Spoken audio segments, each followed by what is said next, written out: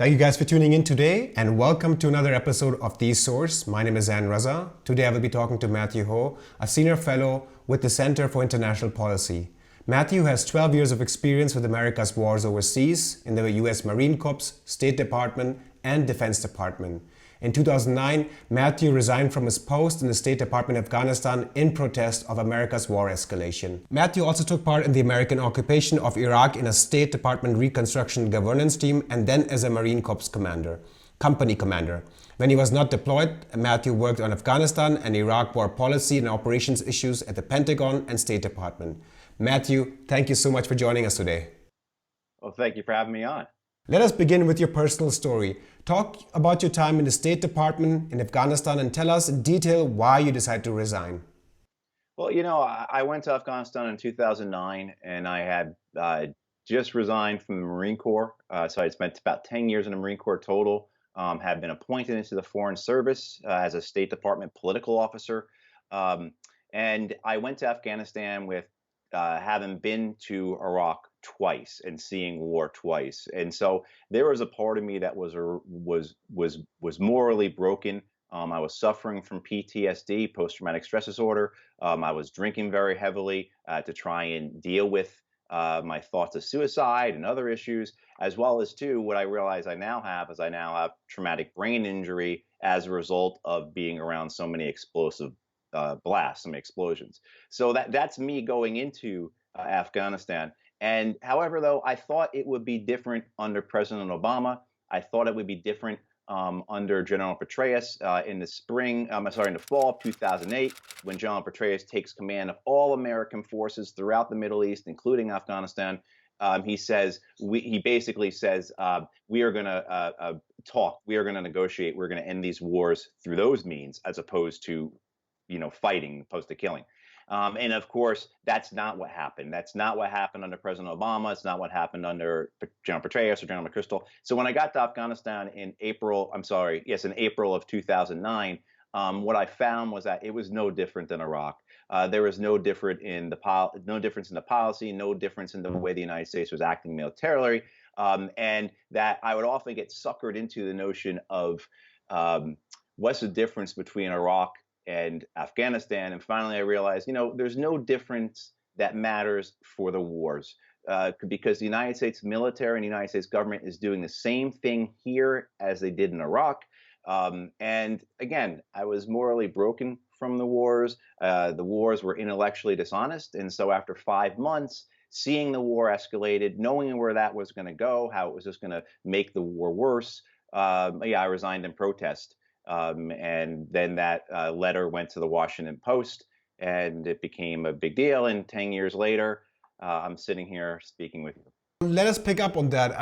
We have a large viewership of young followers on our channel, and they may not be able to distinguish between the different groups because since the war of terror was declared in 2001, the enemies have been changing. First it was Al Qaeda, then it was Taliban, then it was ISIS. So can you, for our young viewers, first distinguish between Al Qaeda and Taliban, and also talk about why the US made the Taliban the enemy when it was actually Al Qaeda who attacked? Yes. So there is a very clear difference between Al Qaeda and the Taliban. Al Qaeda is an international terrorist group. At the time of 9/11, based upon U.S. government information and journalist information, it's believed the total membership of Al Qaeda worldwide was between 200 and 400 people. The head of Al Qaeda, Osama bin Laden, was based in Afghanistan. He had gone there after Sudan kicked him out in 1996. So he went to Afghanistan because bin Laden had been involved in the Afghan war against the Soviet Union. And he was actually a part of the American Central Intelligence Agency's efforts against the Soviets there. And so this is what's called blowback, when somebody you use for one purpose then turns around and works against you. The Taliban is an internal Afghan organization. There's also a Pakistani Taliban that they do have some crossover with the Afghan Taliban, but they are different, and it's important to understand that they are two different groups. The Afghan Taliban is composed of Afghans. They are concerned about what is happening in Afghanistan. when bin Laden and al-Qaeda showed up in Afghanistan in 1996, they went into an area not controlled by the Taliban. Eventually, several months later, the Taliban took that area over, and they kind of inherited bin Laden and al-Qaeda. Um, al-Qaeda was a problem for the Taliban all throughout the late 90s into the early 2000s, and in 2001, the 9/11 attacks occur. The Taliban had no knowledge of the 9/11 attacks. They were not involved with it. They were actually members of the Taliban wanted to kick al-Qaeda out of Afghanistan at that point. However, when the attacks occurred, they did offer bin Laden and al-Qaeda to the United States to go through a mediated process, to go through an international kind of trial process, and they wanted to see evidence. They also did not understand the American system of politics or the Western system of politics, just as the United States did not understand the Afghan ways. The Afghan ways are much slower and more deliberate. The idea of taking 30 or 45 days to resolve the situation with al-Qaeda in the United States was something that would seem normal for a member of the Taliban government. However, and this is what I've learned from the man who was the Taliban ambassador to Pakistan, the Taliban leadership didn't understand the Americans. They didn't understand the political pressure that President Bush had to do something. They also didn't understand the American way of war, the American way of the United States sees itself as exceptionalist. And also, too, they did not understand the militarism that pervades all aspects of American society and culture and politics. So what happens then, of course, in October of 2001, after the September 11 attacks, the United States attacks the Taliban, saying that the Taliban are complicit with al-Qaeda, even though there's no evidence of that, even though the Taliban were offering to talk about this, but the time had run up for the United States, and that begins this war. And it is now 2020. This was 2001, so I imagine many of the viewers you're little kids, or maybe you weren't even born when this occurred. But it has been a series of lies that have kept this war going, a series of misunderstandings, episodes of ignorance. But chief among this is this conflation of al-Qaeda and the Taliban when they were separate organizations without any desire to correlate those goals. They had different goals. And as early as 2008, the head of the Taliban, Mullah Omar, is saying, we will not support al-Qaeda, we will not support any other international terror groups. And the United States ignores that. President Obama, Secretary Clinton, General Petraeus, etc., they lie about that and say the Taliban and al-Qaeda are the same when they are not. And that allows the war to go forward because so many Americans don't know the difference. So many Europeans don't know the difference. I mean, there were tens of thousands of European troops in Afghanistan. I think at the height, there was 40,000 European soldiers in Afghanistan. So, yeah. So, I mean, so this is something that pervades this misconception, this misidentification, this deliberate commingling of the two groups is something that has allowed the war to continue, because in the United States, anytime anyone wants to speak against the Afghan war or against any of the wars, it gets brought up as remember 9/11, when the reality is that Afghanistan, there were no Afghans involved in the plot. The members of al-Qaeda who did take that plot, they were from Germany, who led the plot were from Germany. They trained primarily in Pakistan, and the most important training camps for these men, these hijackers, were the flight academies and the martial arts academies that they attended inside the United States. We had hijackers here in the United States for 18 months prior to the attacks. So this idea that somehow Afghanistan is integral and crucial to 9/11 or to any international terror is just not true. But that has resulted in literally millions of people being killed, tens of millions of people becoming refugees, tens of millions of people's lives destroyed, and the suffering continues. Not to mention the role of Saudi Arabia, but that's a topic for another day. You mentioned systematic lies. I want to talk to you about the Afghan papers, but before I do, I want to take one more step back and provide some more context. Can you talk about the 70s when the United States and Russia, back then the Soviet Union, carried out a war in Afghanistan, a proxy war in Afghanistan, and the role of the Mujahideen? Sure. Well, so you have to start back. It's so hard with history, and this is to anyone who's starting out on the journey of learning history. You have to understand there's no begin date. Nothing happens in a vacuum. Something always precedes. There's always an antecedent, right? And so Afghanistan, where do you begin? And so I tend to begin in 1973. That was the year I was born, and that's when the king is deposed. And for 50 some odd years in Afghanistan, 45 years or so, I guess, there was peace in Afghanistan. The king ruled, and there were troubles sometimes, but there was peace there. So this idea that they've always been fighting is nonsense. They've been fighting people who have occupied them. But other than that, they are peaceful people. Excuse me. So in 1973, the king is deposed by his cousin, who's a socialist. He then, several years later, is removed by Marxists who are aligned with the Soviet Union. Now you start getting into geopolitics, where the United States and the Soviet Union are misunderstanding each other and also looking at the world as a board game where they want to have more colors on the map that are their color, right? And Afghanistan is one of those. There's other things happening too in 1978, 1979, is you have throughout the Middle East these major upheavals in Saudi Arabia, in Pakistan, in Iran, that are Islamic inspired or seen as Islamic revolutions.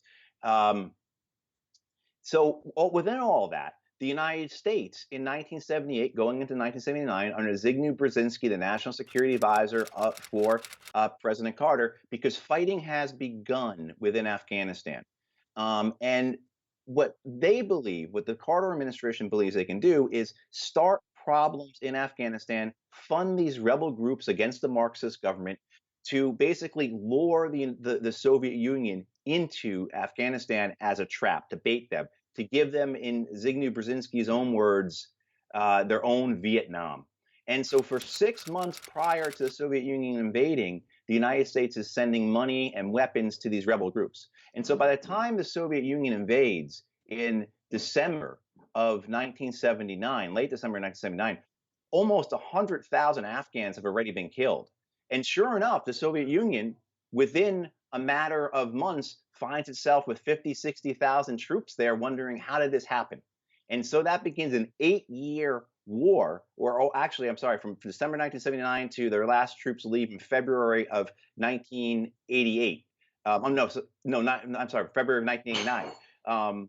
And the Afghans who are revolting find support from the Americans and the Pakistanis and the Saudis. And these groups are called the Mujahideen. They're reinforced by men who are coming from Middle Eastern countries or other Muslim countries. I mean, we have some Muslims from America who go to, and from Europe who go to Afghanistan to fight the Soviets. And that's all done through the CIA.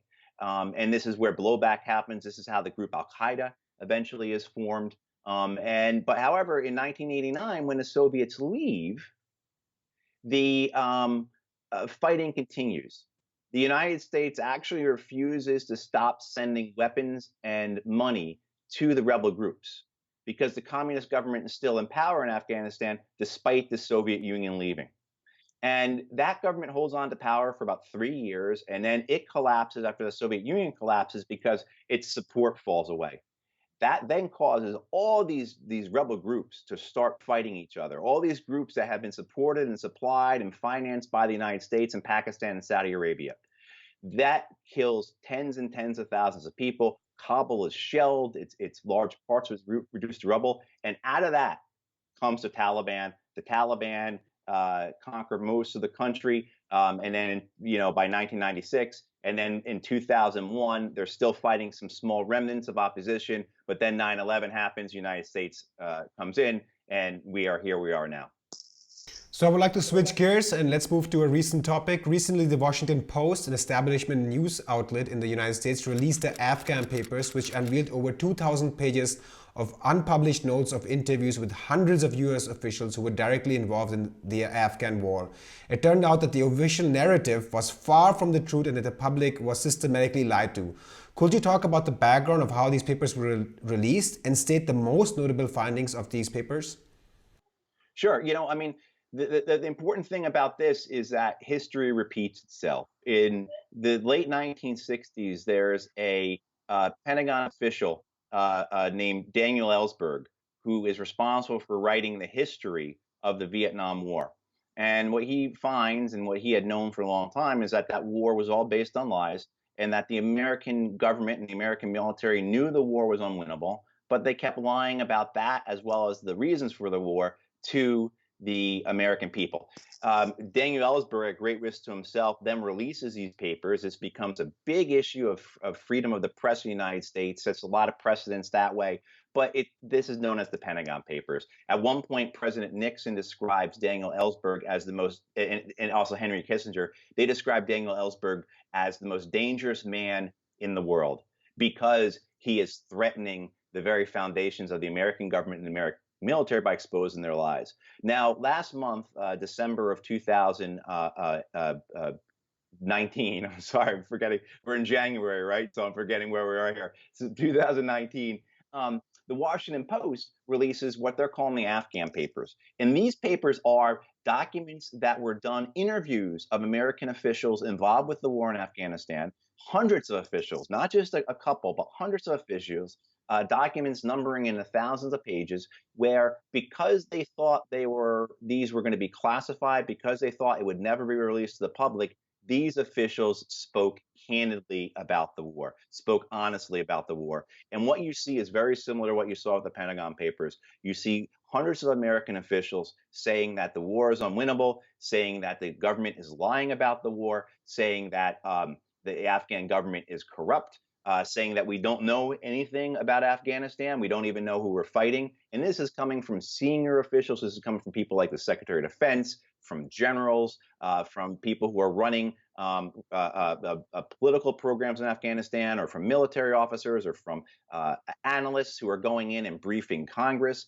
And the key takeaways are that the U.S. government doesn't know what is who it's fighting, doesn't understand Afghanistan. You have a number of officials saying that, including the Secretary of Defense, Donald Rumsfeld, multiple times in these Afghan papers says, I don't know what's going on there. I don't understand it. I don't know who we're fighting.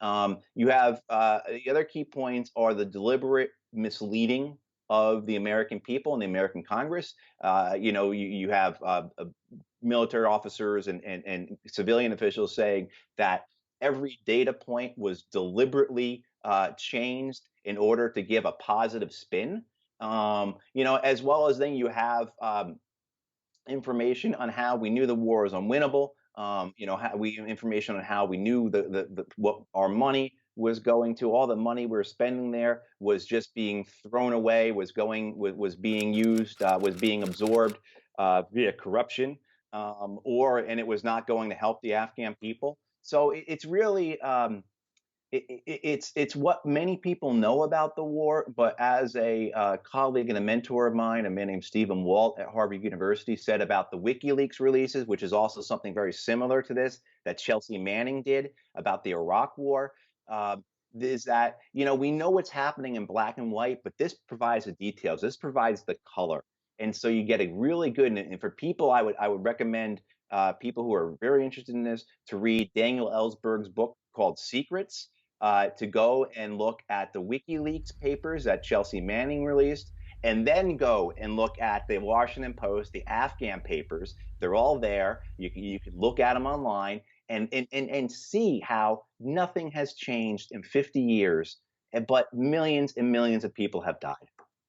A U.S. national media watchdog called Fair and Accuracy in Media Reporting, that has been offering well-documented criticism of media bias and censorship since 1986, has reported that the Washington Post itself traditionally provided more space for opinions, debate, or discussion revolving around some form of military intervention instead of focusing on diplomatic or anti-war voices. Why do you think the Washington pursued this leak? And what is your general perception of the media regarding the war in Afghanistan? Do they question the fundamental premise at all? I think what the most surprising thing about these papers were, the Afghan papers were, was that they were published by the Washington Post. Not the details that were in, not the things about the war, but that the Post published this. A personal story. The Washington Post were the people that published my resignation letter. They did, again, you say you have a younger audience, so probably not familiar with newspapers anymore, with print newspapers. But a paper would be folded in half, and so the major stories were what were called on the top, above the fold. And so I was an above the fold, 3,000 word expose about me that they spent and as a huge deal. I had television trucks outside my apartment, all kinds of stuff. 10 years later, the Washington Post, within the next decade, because it's been 10 years, the Washington Post has never asked for my opinion about anything on Afghanistan. Everything I've written and submitted to the Washington Post to be printed has never been printed. And here, and when they wrote this on me, when they wrote this big story on me, and Karen DeYoung was the lady who wrote the piece, and Karen is an associate editor at the Post. She was responsible for writing on that. She was the head of the foreign policy part of the Washington Post. And when I said, Karen, why did you write this about me? Why did you take the time to do this and trust me and everything? She said, because everyone I asked at the White House, at the National Security Council, at the Pentagon, at the State Department, everyone I asked about what you said either you were right or they couldn't come up with an argument against it. And but throughout the 10 years, the Post doesn't write this, and it's because within the United States there is a integration of elites. There is an integration of established bodies, of whether it's the military, whether it's corporations, whether it's the banks, whether it's the media, where they understand that there is a symbiotic relationship between them, and that if one is weakened, then they will be weakened as well. So you see that within the major media outlets, whether it be CNN, whether it be Fox News, whether it be the Washington Post, the New York Times, or say the LA Times, there is an understanding that if one of our partners, one of our sisters in this chain of elites is weakened, we will all be weakened. And you see that the way the Post has done this. You see that the way the New York Times did. You see the way the CNN reports on this. It's interesting. In 2009, 2010, 2011, I was on MSNBC, which is one of the three major cable news networks in the United States. And they had me on often. I was on so often that the makeup ladies kept my shade of color ready for me. So right? Because I was on at least once or twice a week discussing the wars. And then they decided to make an editorial change to not report in that manner and across the board. And their ratings have gone up because what they do basically is not only provide time for people from both political parties to speak, and they don't bring on anyone who dissents, they don't bring on anyone who has an outside opinion, but their ratings have gone up. So, it works what they do. So that's what you see with, and FAIR, the organization Fairness and Accuracy Reporting, does such great work on this, documenting it. And it's true and this is not just the case for the print media, it's the case for the television media, it's the case for our major radio networks like National Public Radio, or even for our public television, PBS. The dissenting voices on war are very difficult to hear. But it's the same thing too with banking. It's the same thing too with healthcare. It's the same thing too with anything that there's an elite and that there's a tie-in regarding money to each other. They are very reluctant to see one another hurt. And it's a real problem for the United States, and it's a real problem for our democracy and our society, because it means that we are a nation of oligarchs and not a democracy.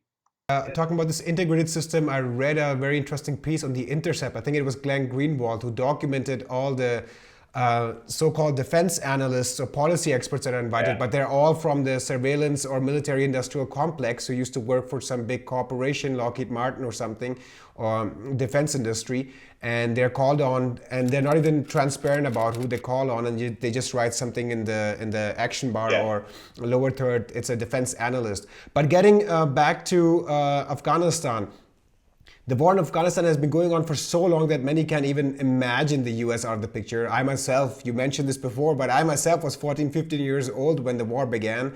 and people that were born in 2001 are now 19 years of age and are heading to university, and they might not have an idea of the social, financial, and even opportunity cost of this war. Could you talk about these costs that the American and Afghan people have endured and still are? Yeah, I mean, when you put it in perspective of how long this war was. I mean, I wasn't even 30. Now I'm close to 50, I mean, like, and that's the same for everybody. You have literally lived through a generation of this. And so there has been so much uh, has been taken from people in these wars. It's incalculable in many ways. To talk about the United States first, in terms of what the United States has spent on this war, um, it's hard to remove this war from the other wars. In terms of finances and spending, and even too, because so many of the 2.5 million American soldiers who have been in Iraq and Afghanistan, many of them have been in both. And so to understand the wounds of war, the psychiatric wounds of war, it's hard to know. You can't say it's because of Iraq or it's because of Afghanistan, but we do have some ways of looking at this. And the best place to go to is the Cost of War project up at Brown University. They are doing really great work on this. But we understand it to be, because you can't just say the cost of the war is what we have spent on the war to date. You have to figure out, as you were saying, the lost opportunity costs, indirect costs. And so when Brown University calculates this, they expect that the cost of the war will be $6 trillion total. I mean, there are direct costs approaching $1 trillion for the Afghan war, in terms of direct costs, where the United States Congress said this is the money for the Afghan war, but that doesn't include everything. But then there are also costs for veterans. Veterans care. There are so many veterans who will require care for the rest of their lives, including myself. I'm 100% disabled. I have post-traumatic stress disorder and traumatic brain injury, as I spoke about earlier, that I will need help with for the rest of my life. And that comes from the American taxpayers. So you're looking at combined costs and indirect costs of $6 trillion. In terms of American casualties, there's been more than 2,000 killed there. But again, that's just numbers that are directly killed. We believe that the number of contractors who are doing jobs that traditionally in previous wars soldiers would have done also equals about 2,000 killed. And then in terms of the number of United States service members who have killed themselves after coming home, who have been lost to suicide, we believe that number, and again, you can't separate them from Iraq and Afghanistan really, but we believe that number is between 9 and 10,000 veterans have killed themselves since 2001 who fought in either Iraq or Afghanistan. The numbers wounded, there are about 50,000 physically wounded, including many amputees, again from both wars, and the number of invisible wounds, as they're called, so post-traumatic stress disorder. Of the 2.5 million, I think is actually now closer to 2.6 million who were in Iraq and Afghanistan, between 15 and 20% have post-traumatic stress disorder to a degree that they have to have help for it, that their life is limited or that they're experiencing problems.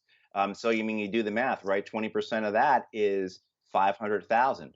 The same thing too with traumatic brain injury. In addition to the post-traumatic stress disorder, about 20% of Iraq and Afghan war veterans have traumatic brain injury. Again, do the math. That's 500,000 of us who survived explosions that in previous wars we would not have survived. Every one of us has a story, or most of us have stories of being in a roadside bomb explosion. Or for myself, I got hit with a piece of shrapnel in my chest from a grenade one time, bounced right off my armor. In previous wars, I would have been dead. In previous times, I would have been dead. So that's trying to understand the American losses in this. The Afghan losses are unknowable, and they are much greater. One is Afghanistan is a destroyed society. There's no industry in Afghanistan. There is no forms of real governance. There's no economic infrastructure. The only industry that exists there is the narcotics industry. But there's no road networks. There's no electrical networks, and the loss of human capital, because the Afghans and they now may be the #1 largest refugee group in the world. Syrians were for a while, but so many have gone back that Afghans may now well be again the largest refugee record number in the world. So you're talking about millions of people who are refugees, about 1 million people in Afghanistan who are internally displaced, living in camps where, this time of year they are freezing, living out of tents. And then in terms of the numbers killed, you see people estimating between 50 and 150,000 killed, but there's no way of knowing that because one, it's a primarily a rural society where the fighting takes place. They observe customs that require their dead to be buried, by that evening. And they're distrustful of the government because that's the people they're fighting. So the number that we know being killed in Afghanistan, that 50 to 150,000, when you hear that number of Afghans killed since 2001, you have to look at that as a minimum number, as a conservative estimate.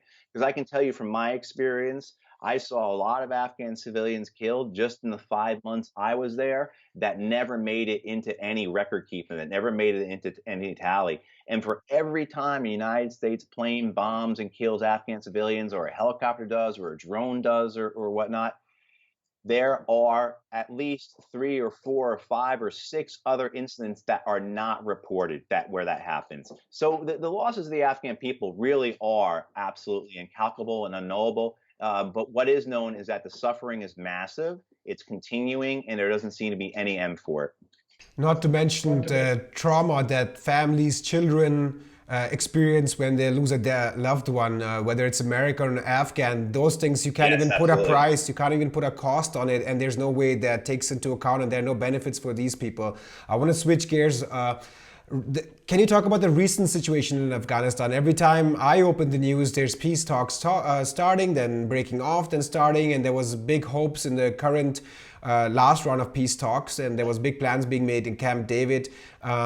And somehow I thought this is the only thing that Trump might actually pursue, given his egoistic reasons, that he might actually pursue this all the way, but then it all fell apart. Could you update us on the recent situation in Afghanistan and why these talks fell apart? Well, the talks fell apart, I believe, because President Trump started seeing comments on Twitter. He watches Fox News, which is the conservative political news channel in the United States. He was seeing people criticizing him, saying that he was weak, saying that he was surrendering to the Taliban. And I think that's why he called off those talks several months ago. After that, though, almost immediately, the Taliban and the Afghan government said, "Hey, we're still interested in talking," and the Americans also let it out too. That it's going to continue to go on. And in the last month or two, Zalmay Khalilzad, who is the American representative for Afghanistan, who reports directly to the president, who not just was an ambassador in both Iraq and Afghanistan, but also too he comes out of what is called this neoconservative network that is responsible for these wars, the thinking behind these wars. Zalmay Khalilzad is an architect of that. So Khalilzad has, for the last couple of months, again began rounds of talks. They have gone to Qatar to speak with Taliban representatives. He's been to Kabul to speak with the government, and the process has re-begun. The Taliban recently agreed to a ceasefire. The United States says it will, pull out troops, and so we're seeing a process that, although it was stalled, everyone knows must continue, and it has to continue, and it's going to be ugly because when you build a house of cards, eventually that house of cards is going to fall. And when you prop up a corrupt, predatory government for 18, 19 years and continue basically a civil war in Afghanistan, it's going to be ugly. It's going to continue to be ugly, but this is the only path there is. And it's been imperfect. A lot of people have criticized it because the first few, this first round of talks has only been between the United States and the Taliban. The Afghan government has been left out, as well as many civil society organizations, including women. But that's how negotiations, unfortunately, are. And they must begin in one place, go through rounds of negotiations, and eventually you end up with a holistic or a complete a solution to the problem. But it's going to take time. It's going to be ugly. But the alternative is the war to continue like this, the suffering to continue, And that's just, that's horrific to contemplate. You already touched upon the solutions that could be pursued on the policy level. Our organization was founded on the principle of solutions for individuals. So what can individuals do, given how sad and dire this interview may be, to leave something that might inspire them to engage in the political process and contribute to peace? I would say, one, not to lose hope, not to become fatalistic, not to become nihilistic, to study, to learn about how individual people have made differences, how the roots of all change begin through hardship, begin through individuals going up against something that seems unchangeable. I mean, whether it is, the process of enlarging democracy, whether, in terms of allowing women to vote, say, or whatever, that all begins with something very hard. It all begins with seemingly going up against a wall that's not going to move, where everyone is against you and people are literally laughing at you. And, remember Gandhi's words too. First they ignore you, then they laugh at you, then they fight you, then you win.